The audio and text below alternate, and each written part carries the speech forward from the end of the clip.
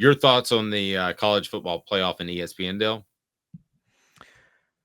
So reporting out, college football playoff and ESPN have reached a deal to extend their contract for 6 years. They haven't reached a deal. They're negotiating. So this would go past 2026 to 2032. This means a lot of things. One, it means this SEC Big Ten breakoff that we've been talking about, Dave, isn't happening in 2 years like I thought. NCAA is still going to hang around for about 8 more years in terms of being relevant because you can't break off when you got the deal with the college football playoff. It also means, and I'm going to give you the floor because to you, Dave, this might bolster your debate because Dave and I, for those who don't know, have been in a debate for a while. I think the SEC got fleeced by ESPN because they're in a 10-year, $3 billion deal, whereas the Big Ten is in a 7-year deal worth $7 billion, so more than twice as much. However, Dave's point was that being associated with ESPN carries intrinsic value that you can't just measure in raw numbers up front. Well, if ESPN gets the deal with the CFP, there could be the argument that that's an intrinsic value for the SEC being tied to ESPN because maybe the selection committee at that point, if it comes down to an SEC or Big Ten team on the fringe, they put the SEC team in. So I'll give Dave the floor. You can't tell me there's not going to be a Big Ten SEC beeper like back in the day, maybe from Friday. That there's not going to be a beeper that if it comes down to a Big Ten and SEC game and that particular network has those rights, there's not a little beeper where it goes, uh-oh, this guy believes it should be an SEC team and he writes a really, really big check. Have we told you how big the check is? I think we should listen to him. I'm just saying, I think there's going to be way more money divvied out when it's all said and done. And I think ESPN is going to be the godfather in how that money's divvied out. That's just my hunch. Nobody has told me that, but I just get the feeling the way that money is going to be divvied out is still very, very indiscernible at this point. If that's the case, again, it's 700 million for the Big Ten to 300 million for the SEC. They got to make up 300 million a year with just this little favorable treatment for a couple of extra teams in the CFP. Maybe it happens. It's possible it does, because I would assume, and Dave, you may know more about this. I would assume, like if an SEC team gets into the playoff, the more if your conference gets more teams into the playoffs, that's more revenue for your conference to split, right? The school doesn't just keep all of that, I would assume. No, it primarily it's split evenly.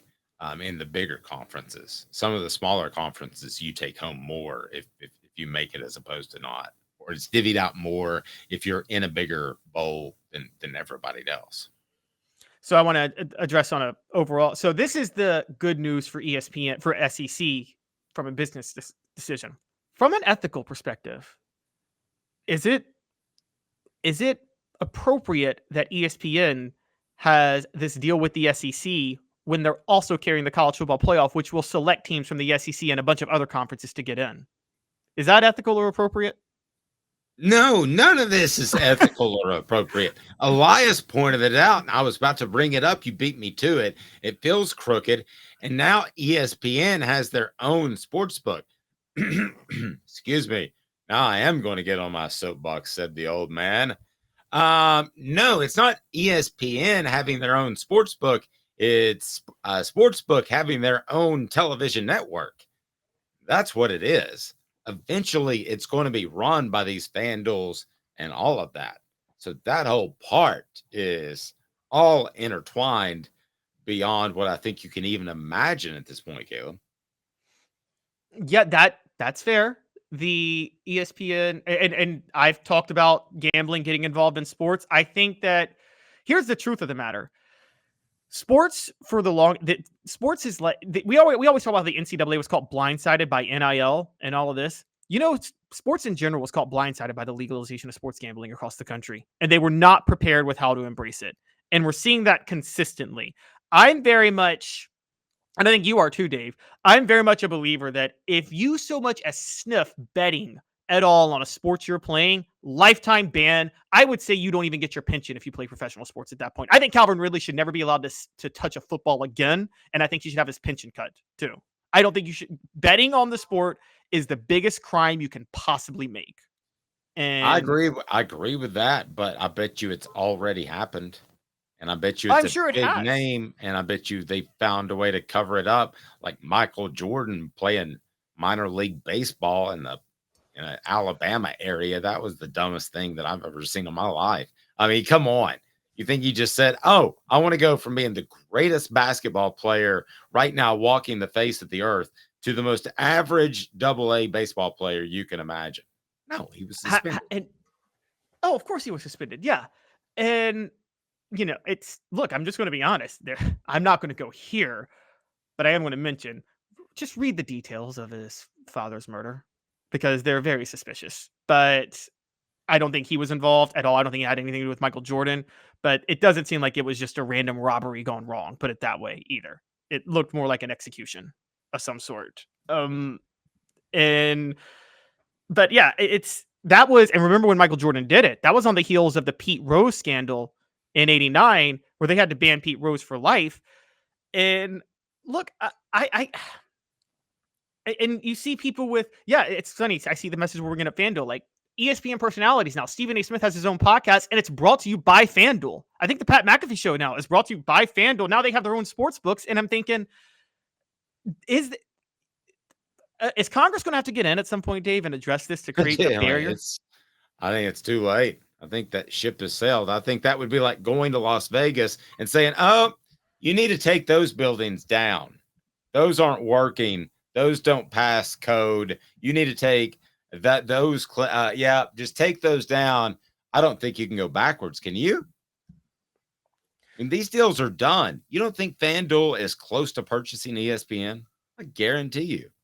Well, I mean, you can go backwards when you don't have to go backwards, but when new businesses crop up, you can address how they operate. I mean, in the late 19th century, the Industrial Revolution, a bunch of new businesses popped up, and then in the early 20th century progressive era with Teddy Roosevelt, they kind of figured out, okay, these new businesses are here. Let's figure out a way to have them operate on a fair playing field, and that happened over a period of 20 years, and we kind of finally got it to a decent place.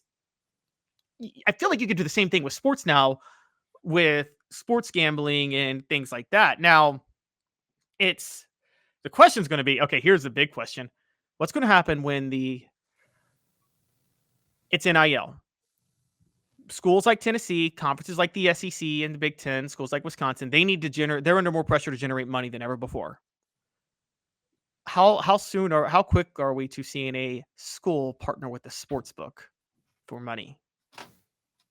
I mean, I would put it 16 and a half months. I mean, it's not going to be long at all. I mean, how are you going to turn that down? Tennessee football brought to you by FanDuel. Well, I mean, they decided to take the naming rights away from the Thompson and the Bowling family. So I guarantee you, no offense to Food City, it's a fine establishment. I can always find where I need my fresh goods. But I guarantee you, FanDuel could have swooped in and paid a lot more. Not even close.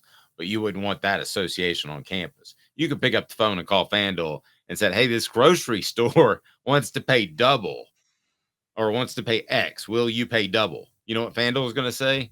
You bet. Yeah. Boom.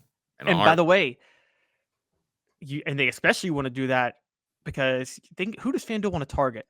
College kids who just turned 21 who don't know what to do with money their parents are giving them. Yep. And that's exactly who they're going to go after. And so you can call it immoral, and I agree with you. There's no regulations on this whatsoever. I don't know if you guys saw this, Dave. Speaking of claiming like taxes and stuff like that, did you see that FanDuel was able to write off their giveaways and sportsbooks last year as losses on their taxes? Like, nice. Yeah. So basically what they do is they do these giveaways where they're like, bet $1 on this obvious bet and you get 100. That's how they get you hooked. Well, they claim those as write-offs now.